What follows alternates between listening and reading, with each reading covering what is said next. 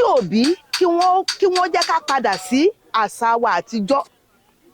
Nígbà tí ọmọ bá ń kí yín láàárọ̀ mọ́mì, ǹjọ́ ọmọ yín kúnlẹ̀ fún yín? Orí ìkànnì tẹ́tí wò wá yìí ní Àbínibí. Lónìí a fẹ́ bọ́ síta, a fẹ́ lọ bá àwọn ìyá wa àtàwọn bàbá wa pé kí ni wọ́n rí sọ sí ní pé kí àwọn ọmọ máa kí wọn lórí dúró. Ṣé mọ̀ pé ní ayé àtijọ́ àwọn ọmọ máa ń kúnlẹ̀, wọ́n máa ń dọ̀bálẹ̀ kí àwọn òbí wọn ni. Bọ̀ ní ayé òde òní ó ti di normal thing. A fẹ́ bọ́ síta, a fẹ́ lọ bá àwọn àgbàlagbà pé kí ni wọ́n rí sọ sí. Ẹ máa bá wa ká lọ. Well, nǹkan tí èmi kàn lè sọ ni wípé èèyàn kúnlẹ̀, èèyàn ò dọ̀bálẹ̀, èèyàn dúró kò portray respect. Ọ̀làjú tí ó dé bá gbogbo náà ló fa gbogbo nǹkan tó ń ṣẹlẹ̀ yẹn, because gbogbo náà la mọ̀ pé ibi tí wọ́n ti mọ ọmọlúwàbí náà ni pé kọ́mọ fẹ́ kí àgbàlagbà tó jùlọ, yàtọ̀ sí pé bí ẹ̀gbọ́n yẹn tó bá júyàn lọ èèyàn gbọ́dọ̀ tẹríba fún. Bọ̀ ní ayé òde òní wọ́n ti sọ di ọmọ táyé ń bí láyé ń pọ̀n, so ọmọ tí ń ṣe anyhow. Báwo lọ máa ṣe jí tí ò ní kúnlẹ̀ kó kí òbí ẹ̀, àbí tó jẹ́ bí ọkùnrin tí ò ní dọ̀bálẹ̀ kó kí òbí ẹ̀? Ká tiẹ̀ wá sọ pé yes, ká sọ pé torí culture, because tá a bá wo àwọn culture míì bí àwọn ilẹ̀ Ìgbò kò sí tó ń jẹ́ pé bóyá kúnlẹ̀ àbí dọ̀bálẹ̀. Kí Ọlọ́run kó fàánú gbà wá, kí Ọlọ́run kó bá wa tún gbogbo nǹkan ṣe. Gbogbo nǹkan ti bàjẹ́ o. Tẹ́lẹ̀tẹ́lẹ̀ ní àsìkò tiwa tí a sì kéré, tí a bá jí láàárọ̀ tá a fẹ́ kí bàbá wa, a gbọ́dọ̀ wà orí ìkúnlẹ̀ orúnkún méjèèjì ni. Ọkùnrin náà yóò dẹ̀ dọ̀bálẹ̀ gbalaja. Ṣùgbọ́n ó bani nínú jẹ́, ó bani lọ́kàn jẹ́ wípé ní generation tá a wà yìí, àwọn ọmọ tó ń dìde nísìn kò tiẹ̀ kàn wọ́n. Ìwà ìbàjẹ́ pátápátá ni. Ó dẹ̀ ń ṣe ọ̀pọ̀lọpọ̀ àkóbá ní àkókò tá a wà yìí.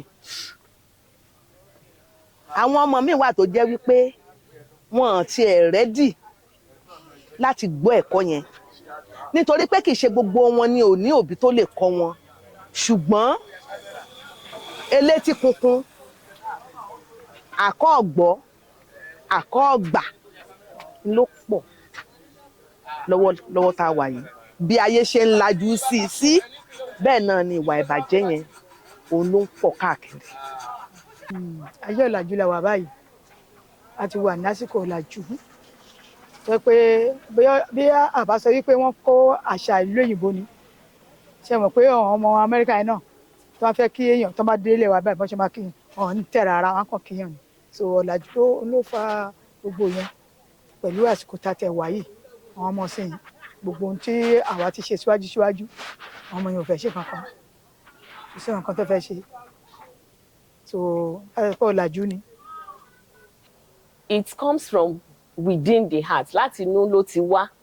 So tó bá yẹ pé ó wá láti inú ọmọ yẹn sincerely kó kúnlẹ̀ fine.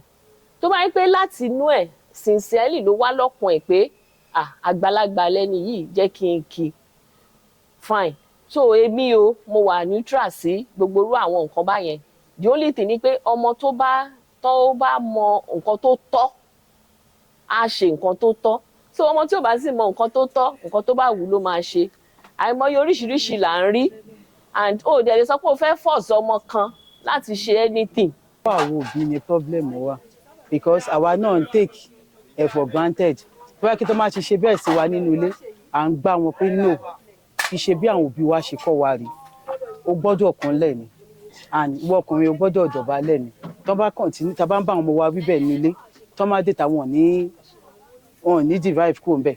They will still maintain the posture that will keep them from the home. But our parents now, tó máa ti kí wa ní sọ̀rọ̀, àwọn máa wò wọ́n máa fi pé modern days ni nǹkan tó ń ṣẹlẹ̀ nígboro ni. Ẹ bá dọ́mọ eléyìí náà bọ́n ṣe ń ṣe nìyẹn. But we have to train ourselves. Títí wa bá change, ó máa help others náà láti change later.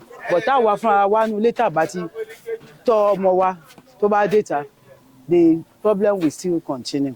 But tó bá jẹ́ pé àwọn ọmọ kan wà tó ń ṣe, táwọn náà rí, àwọn náà lè copy good thing pé bọ́mọ yẹn ṣe ń ṣe, àwọn láìkẹ́ gbóyàn ló láìkẹ́ jẹ́ kémi náà continue from there. Okay.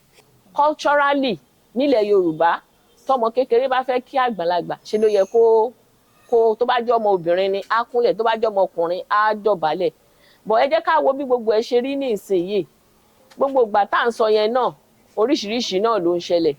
But ní àwọn ibòmíì, àwọn ìlú míì wà tẹ́ pé kò sáṣẹ, kò sófin pé wọ́n gbọ́dọ̀ kúnlẹ̀ tàbí kán dọ̀bálẹ̀.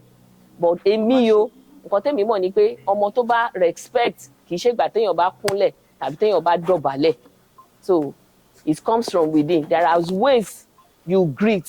Okay, ẹ wọ ọmọ tó fẹ́ kágbàlagbà ń sìn tó kọjá lára àgbàlagbà ní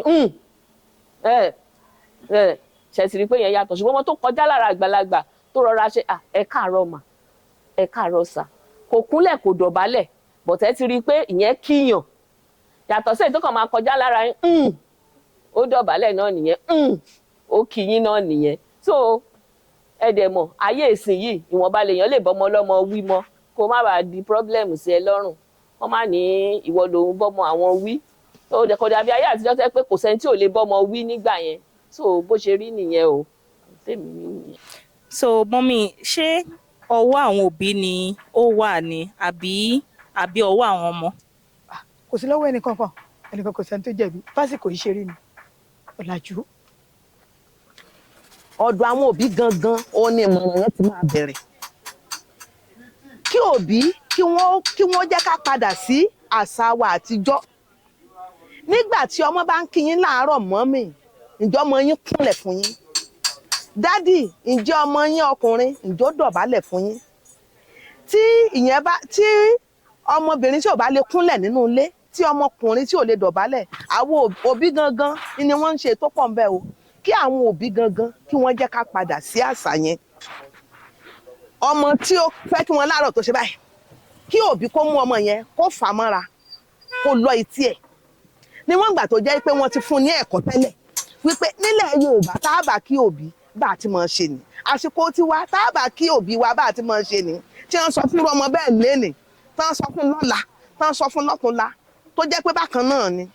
Tó bá dijọ́ mẹ́rin tó bá kí òbí rẹ̀ gan, kí wọ́n sọ ọmọ bẹ́ẹ̀, kí wọ́n fà mọ́ra, kí wọ́n lọ etí ẹ̀. Mo ti kọ̀rẹ́ẹ̀tì ẹ̀ tó má jẹ́ ká yóò bú mi níta. Ìṣe inú ilé ni ló ń bá wọn lọ síta. So ọmọ tí wọn bá kọ̀rẹ́ẹ̀tì lénìí, tán kọ̀rẹ́ẹ̀tì lọ́la, tán kọ̀rẹ́ẹ̀tì lọ́túnla, dájúdájú èmi gbọ́ lọ́n gbọ́ pé yóò gbọ́. Kí àwọn òbí gangan kí wọ́n mọ̀ pé àwọn náà níṣẹ́ ṣe nínú ọ̀rọ̀ tó ń bẹ ńlẹ̀ yìí, ká sì mọ̀ fi àdúrà ràn wọ́n lọ́wọ́. Máa rọ̀ wá bí àwa òbí wípé ká jọ ká máa bá àwọn ọmọ wa wí nínú ilé, torí Yorùbá sọ pé inú ilé ni wọ́n ti máa ń kó ẹ̀ṣọ́ ròde. So ká máa káwọn ọmọ wa ká máa kọ́ wọn kó máa kúnlẹ̀, kó máa dọ̀bálẹ̀, nítorí pé iyì àti ẹwà ògo wà nínú ká máa ṣe irú nǹkan báyìí. And àwọn ọmọ wa náà máa bẹ̀ wá ká jọ ká má jẹ́ kí ọ̀làjú kó gba ògo tí Ọlọ́run dá mọ́ wa, because even doing this ìbùkún àti ògo wà níbẹ̀ fún àwọn ọmọ tí wọ́n bá ń tẹríba, because the Bible said that Ọlọ́run sọ pé òun nífẹ̀ẹ́ onírẹ̀lẹ̀. So with that, tọmọ tó bá nírẹ̀lẹ̀ tó ń ṣe gbogbo nǹkan yìí, ìbùkún Ọlọ́run máa ń wá sórí ẹ̀ gan-an yàtọ̀ fún ìbùkún normal thing tó ń ṣiṣẹ́ fún. So máa bẹ̀ àwa ọmọ wa, let us go and adapt to that our formal greetings. Èrè wà níbẹ̀ tó pọ̀. Nínà ni. Kò bá jà gbàlagbà mọ́mí. Ọ̀rọ̀ náà máa sọ fágbàlagbà. Pé ṣe mọ́ ṣe kíyàn ní ìkíni wọ́n bẹ̀ wá dá nígbà tí ìyàwó wà ní èjì yín. Ká dórí gidi ká tó máa kí àwọn òbí wa. So ọ̀rọ̀ ni fágbàlagbà, àwọn ọmọ kékeré ó sì ní àtúnṣe. Okay. Gẹ́gẹ́ bíi pé àwọn Yorùbá náà ṣe máa ń sọ ìpè ilé la ti ń kẹ́ṣọ̀ọ́ lóde. Òbí náà tí ó bá ti rí pé ọmọ tòun náà láti ilé tó di pé bóyá ó fẹ́ kí tí ó ṣe bó ṣe yẹ, wọ́n gbọ́dọ̀ pè sákìyèsí, torí gbogbo nǹkan náà kọ́ ni pé ẹgbà, gbogbo nǹkan náà kọ́ ní bàrí. Ọ̀rọ̀ gan ó máa ń yí ọmọ méjì pé amẹ́gbà sókè fún wọn. Òun lẹ ti gbọ́ lẹ́nu àwọn ìyá wa àti ẹnu àwọn bàbá wa. Mo lérò pé ẹ ti kọ́ nǹkan àbíbi méjì nínú nǹkan tán sọ. Nǹkan tẹ́yìn náà bá rí sọ sí, ẹ jẹ́ bá wa kọ sínú comment section. Tẹ́kẹ̀dẹ̀ follow orí ìkànnì yìí, kẹ̀dẹ̀ like ẹ̀. Ó dàbọ̀.